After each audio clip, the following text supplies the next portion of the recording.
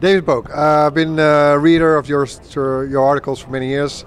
You used to work at New York Times. You're currently at Yahoo. You've seen quite a lot of these presentations. I bet you've seen them all from the iPhone and from Apple. What's your take on this one?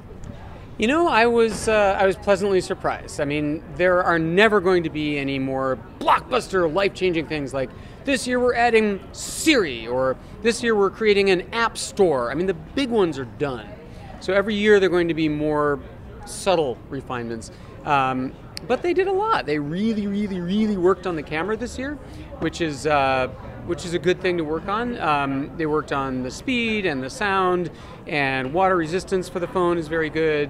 And they took away the headphone jack, which is very controversial, but all the headphone jacks are going to be going away from all the smartphones. I mean, what you don't realize is that inside your phone, the sleeve that contains that pin is enormous compared to the size of the other components. I mean, it's one of the single largest, thickest elements that's still in your phone. And all of the manufacturers are dying to get rid of it. So now you can listen through the headphone jack, through the lightning jack. Either they give you an adapter in the box, or they give you regular white earbuds that plug in there in the box, or you can use wireless earbuds if you prefer those. About those AirPods. Yeah, the AirPods are very cool, but there are many other Bluetooth wireless headphones already. These are especially cool because they integrate much better, of course. They don't require pairing. You take one out to talk to the flight attendant. Ginger ale, please. The music pauses. You put it back in your ear, it resumes. I mean, slick stuff like that. 2 taps to talk to Siri. Really slick. $160 though, which is what Bluetooth earbuds cost. I mean, that's in the zone. So a lot of people are disappointed about that, but everything else, better sound, processor, screen, case, storage, just literally everything else they've upgraded. Camera. Yeah, you started out with in your answer. Have we reached peak smartphone here already, or?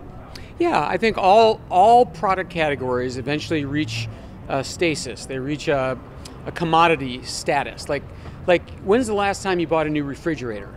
It could have been a decade ago, because there's nothing new to add to a refrigerator. It has reached its ultimate incarnation of what it means to be a refrigerator. So I think we're the same with PCs. In my day, people bought a PC every other year, because each year there are radical improvements to them. Now, you don't buy one every year. It's the same with phones. I don't think there's any big crush to buy a new phone every year anymore. Now, every other year, if you're eager, maybe every third year is fine. So the changes are subtler and less life-changing from all companies. About the wireless, again, a little bit. Apple chooses Lightning. Some other parties, they probably will choose USB-C. And we got the new Bluetooth coming up, 5.0, which is pretty nifty. Yeah. Could you compare them a little bit and put them in context a little bit? I'm the world's biggest fan of USB-C. I mean, this jack, everything from Google, everything from Microsoft, phones and tablets and laptops all use this jack. It conducts power, it conducts audio, it conducts video, and it conducts data. It's like the new USB jack. All of this in a really sturdy jack. It doesn't matter which way you plug it in. It doesn't matter which end of the cable goes in. It's the Jesus jack. It's the greatest jack ever. And they took 3 years to develop it. 600 electronics companies collaborated. When's the last time that happened? It is a fantastic solution. And all Android phones will be standardizing on this, and all Android tablets, and all laptops.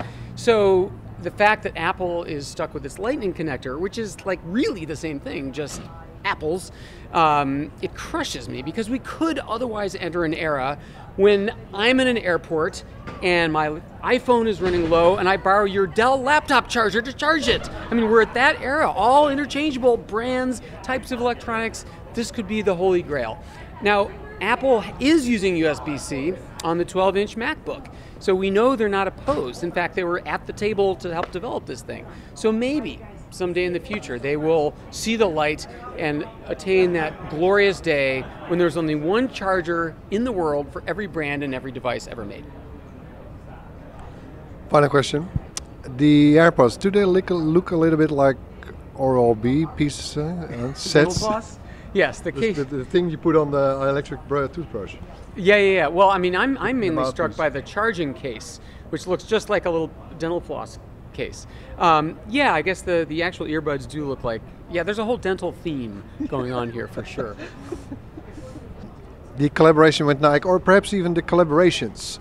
They've done stuff before, of course, Apple, but now with Nintendo, with Nike, not the small names. Yeah, that's right. They have been doing a lot of collaboration and very successful. I mean, the Pokemon Go on the watch, that's going to sell a couple of watches.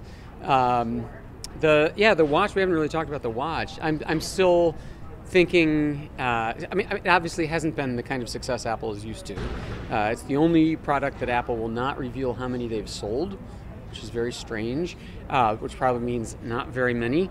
The new one, now that it's waterproof and swim-proof, shower-proof, and has GPS built in for runners, I think those will help boost sales.